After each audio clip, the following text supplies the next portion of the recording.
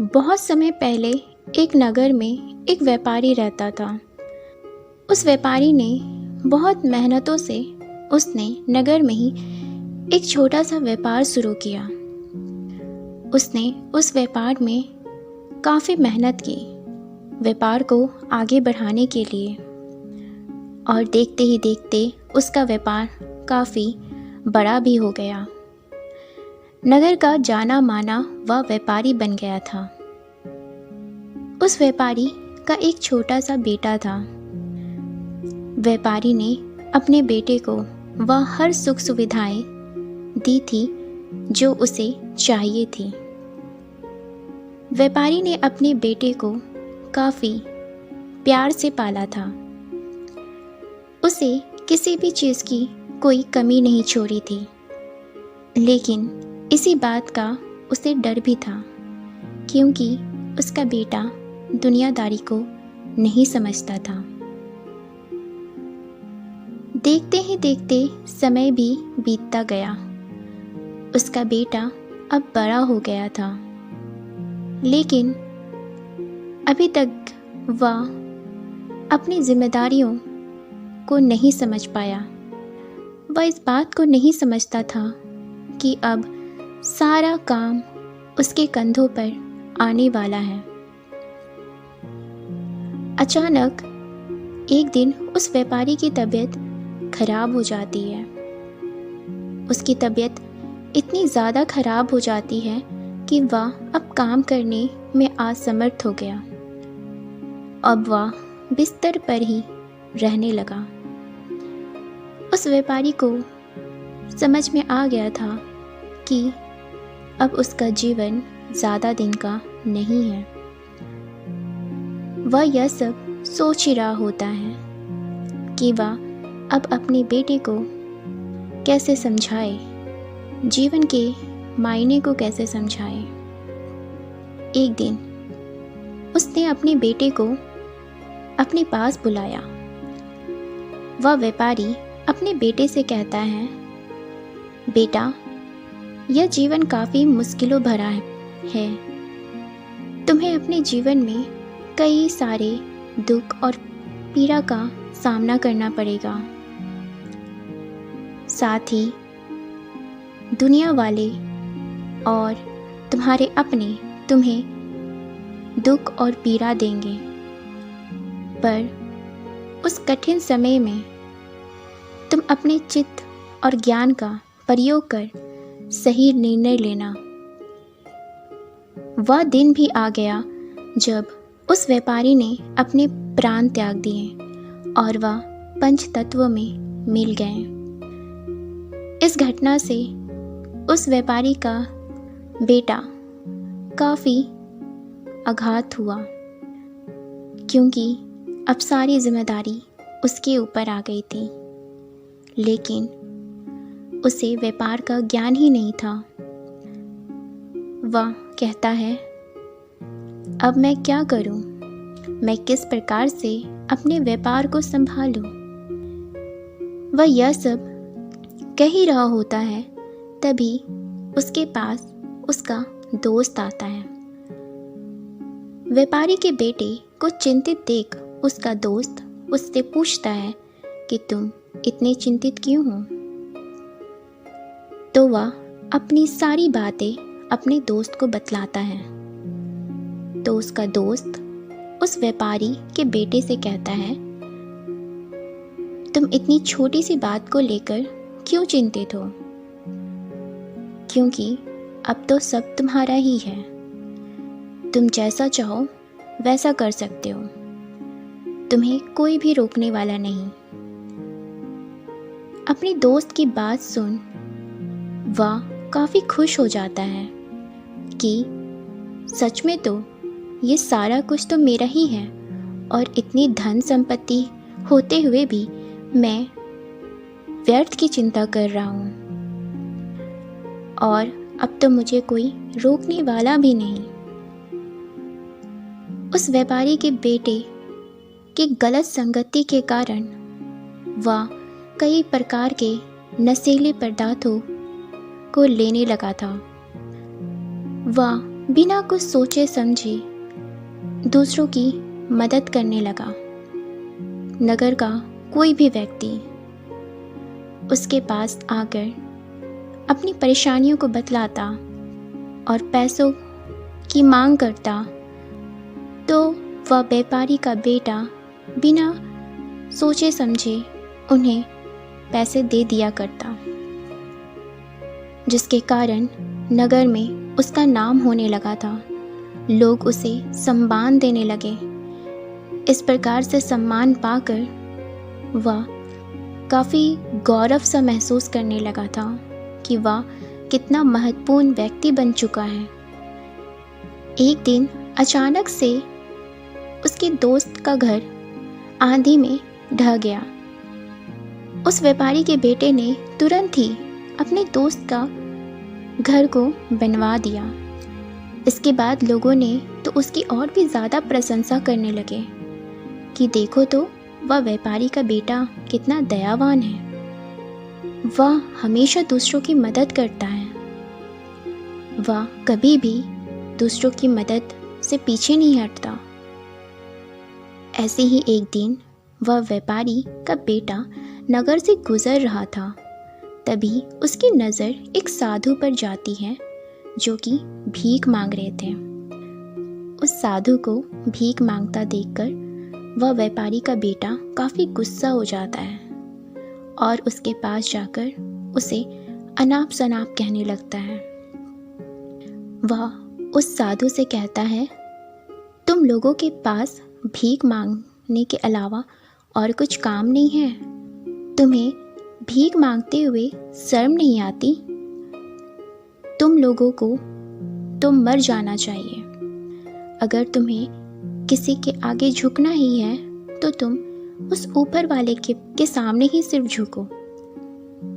वह व्यापारी का बेटा आगे उस साधु से कहता है, तुम्हारे ही ये कर्म होंगे जिसकी सज़ा तुम्हें मिल रही है, जिसके कारण तुम आज दूसरों के सामने 2 वक्त की रोटी के लिए भीख मांग रहे।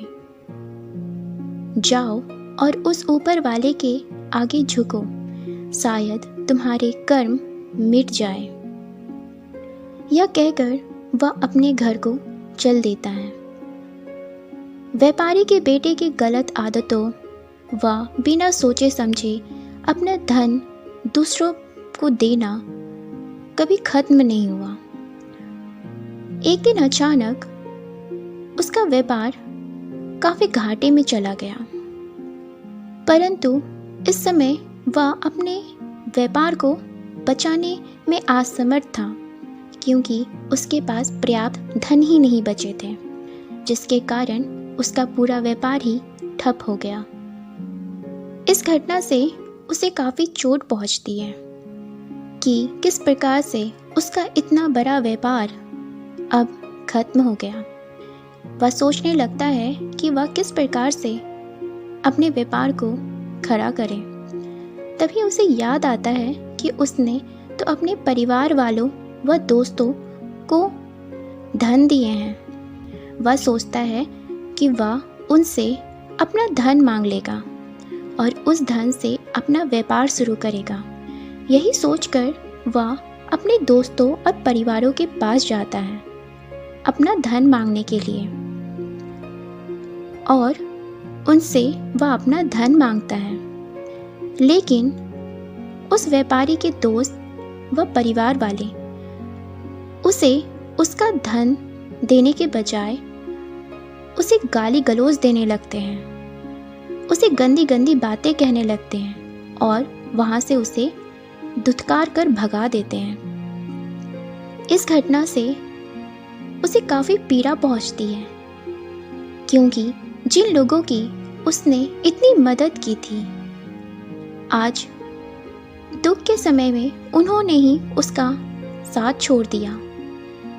उसके ही दिए धन को वे लौटाना नहीं चाहते, लौटाने के बजाय उसे इतनी बातें सुना दिया। यही सोचते सोचते वह एक पेड़ के नीचे बैठा रो रहा होता है। वह सोचता है कि क्या यही जीवन है? क्या जीवन में सिर्फ दुख और पीड़ा ही पीड़ा है। ऐसे जीवन से तो अच्छा है कि जीवन हो ही ना। यह सोच ही रहा होता है, तभी वहां से वही साधु गुजर रहे होते हैं। वह साधु उस व्यापारी के बेटे को देखकर उसे पहचान लेते हैं और उसके पास जाते हैं और उससे कहते हैं कि हमारी मुलाकात तो पहले हो चुकी है ना। व्यापारी का बेटा उस साधु से बात करने में कोई इच्छा नहीं दिखाता, पर फिर भी साधु के बार बार कहने पर वह उन्हें अपनी सारी बातें बतलाता है कि किस प्रकार से उसके दुख के समय में उसके करीबी उसका साथ छोड़ दिए। साधु उस व्यापारी के बेटे की तरफ देखकर उससे कहते हैं कि जीवन तो यही है, जिस प्रकार से धूप और छांव होते हैं उसी प्रकार से जीवन में भी दुख और सुख आते रहते हैं। कल तुम्हारे जीवन में सुख के बादल थे, लेकिन आज दुख के बादल हैं। लेकिन जिस प्रकार से सुख के बादल चले गए तुम्हारे जीवन से, उसी प्रकार से ये दुख के बादल भी कुछ ही क्षण में हट जाएंगे, क्योंकि बादल तो एक जगह ठहरते नहीं, ये नियंत्रण आगे बढ़ती जाती है। उसी प्रकार से हमारा जीवन भी है, कभी रुकता नहीं बल्कि हमेशा आगे बढ़ता रहता है।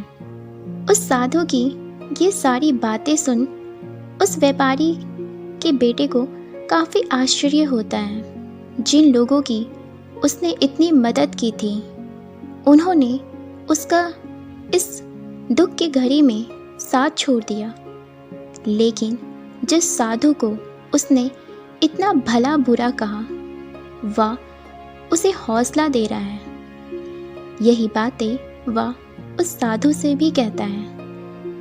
क्या आपको पता नहीं कि मैं वही हूँ जिसने आपका अपमान किया था, और आप मेरे इस दुख के समय में मुझे हौसला दे रहे हैं। लेकिन जिन लोगों की मैंने हमेशा मदद की, उन्होंने मेरा साथ छोड़ दिया, पर आप ऐसा नहीं करते। साधु उस व्यापारी के बेटे से कहते हैं, हम सभी का जीवन एक ही मझधार में चल रहा है। हम सभी के जीवन में दुख और सुख आते रहते हैं। अगर मैं आज सुख की स्थिति में हूँ, तो इसका अर्थ यह नहीं कि कल भी इसी प्रकार से मैं सुख की स्थिति में रहूँगा। मेरे साथ कुछ गलत नहीं होगा। ये भ्रम है जो कि हम सबों में होता है, बल्कि सच्चाई तो यह है कि शायद कल मेरे जीवन में सुख के बजाय दुख हो, या किसी को नहीं पता, और यही भ्रम मैं नहीं पालता। साधु की बात सुन वह व्यापारी का बेटा उनसे कहता है, हाँ, मुझे यह बात बहुत अच्छे से समझ में आ गया कि जीवन का सही अर्थ क्या है और जीवन का असली महत्व क्या है, और जीवन में असली महत्व किसका है।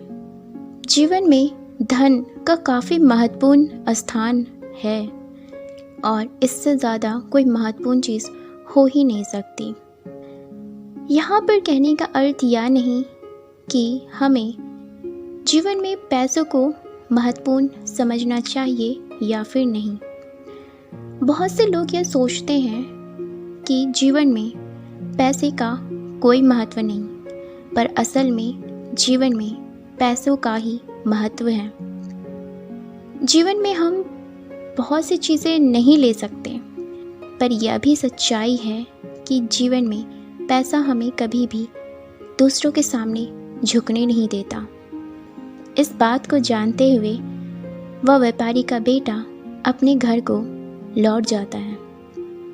इस छोटी सी कहानी के माध्यम से हम समझ पाते हैं कि हमारे जीवन में भी कई बार दुख व सुख आते रहते हैं, लेकिन हम अपने दुखों को खुद से ज़्यादा अहमियत देने लगते हैं। साथ ही अपने जीवन में दुख को अपने से ऊपर रखते हैं।